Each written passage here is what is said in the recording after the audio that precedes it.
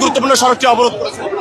আপনারা দেখতে পাচ্ছেন গত 29 তারিখে নূর ভাইয়ের উপর অপ্রকৃতভাবে হামলা চালাচ্ছে ইন্টারিয়াম সরকারের প্রশাসন ব্যবস্থা। সেইখানে যদি আপনারা বলেন যে না না ইন্টারিয়াম সরকারের কেউ হচ্ছে সেখানে হামলা করে নেই, সেটা কিন্তু ফুটেজ আছে। সাংবাদিক তুফাইল আহমেদের ফুটেজে স্পষ্ট দেখা গেছে বিনা উস্কানিতে কিভাবে আর্মি বাহিনী এবং পুলিশ প্রশাসন নূর ভাই সহ নাজমুল ভাই এবং অন্যান্য নেতাকর্মীর উপরে হামলা করেছে।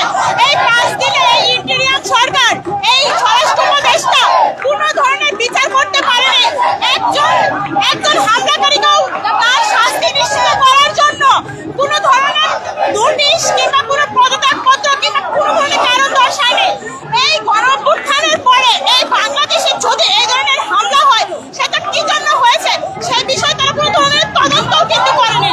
আমরা চাচ্ছি নূর ভাইয়ের উপরে যারা হামলা করেছে তাদের শাস্তি নিশ্চিত করতে হবে। আজকে নূর ভাইয়ের উপরে হয়েছে, কালকে অন্য দলের অন্য নেতা কর্মীদের হবে, এমনকি হচ্ছে আমার উপরে হতে পারে।